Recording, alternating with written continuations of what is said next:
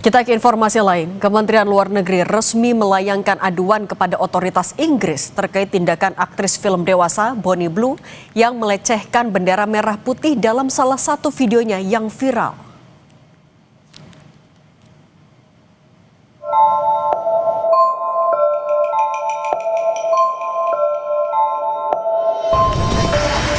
Kementerian Luar Negeri melaporkan tindakan aktris film dewasa Bonnie Blue ke otoritas Inggris atas perbuatan melecehkan bendera merah putih dalam salah satu videonya yang viral.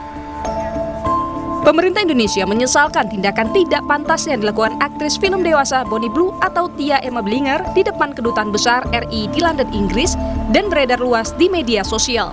Yvonne menegaskan kebebasan berekspresi tidak bisa dijadikan alasan untuk meremehkan, apalagi menghina simbol kehormatan negara lain.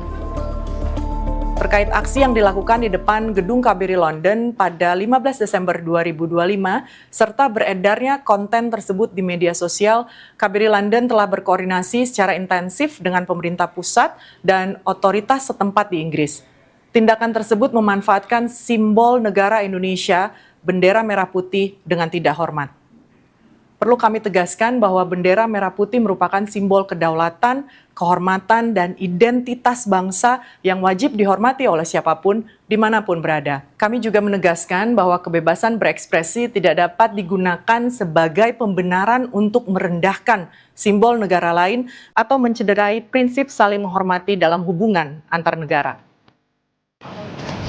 Sebelumnya, Bonnie Blue bersama belasan warga negara asing yang diduga akan memproduksi konten film dewasa di Bali digerebek Satreskrim Polres Badung, Bali. Mereka ditangkap di sebuah villa yang digunakan sebagai studio di kawasan Pererenan, Badung. Selain memeriksa, petugas juga menyita sejumlah barang bukti. Salah satunya mobil bak terbuka yang digunakan sebagai properti dalam pembuatan konten dewasa itu. Usai penggerebekan, Bonnie Blue menjalani sidang di Pengadilan Negeri Denpasar pada 12 Desember lalu. Perempuan 26 tahun itu disidang bukan karena kasus pornografi, melainkan menjadi terdakwa pelanggaran lalu lintas. Bonnie bersama rekannya, Liam Andrew Jackson, menggunakan mobil pickup untuk mengangkut sejumlah WNA membuat konten di media sosial. Namun setelah dilakukan pemeriksaan, polisi tidak menemukan bukti konten asusila dan hanya menemukan pelanggaran lalu lintas. Dalam persidangan, Bonnie Blue dijatuhi hukuman denda sebesar Rp200.000 karena menggunakan mobil pickup tidak sesuai peruntukannya. Usai persidangan, Bonnie Blue dan rekannya langsung dideportasi oleh pihak imigrasi. Tim Liputan, Kompas TV.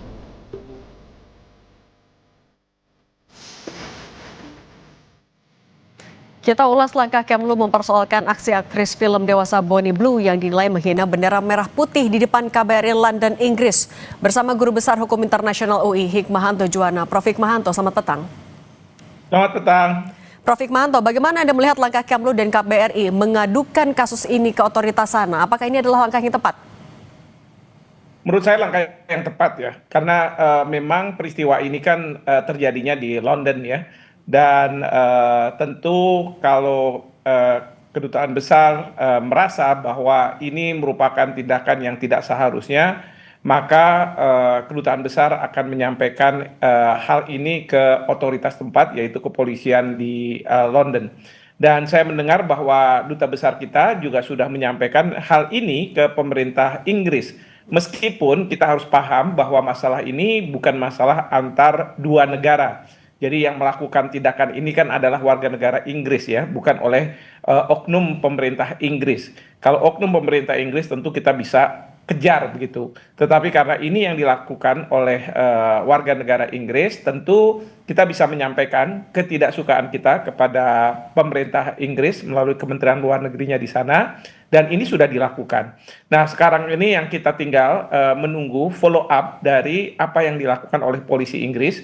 Karena saya sendiri tidak tahu jelas apakah pelecehan terhadap bendera negara sahabat itu di Inggris itu merupakan suatu tindak pidana yang kemudian bisa ditindaklanjuti oleh kepolisian di Inggris.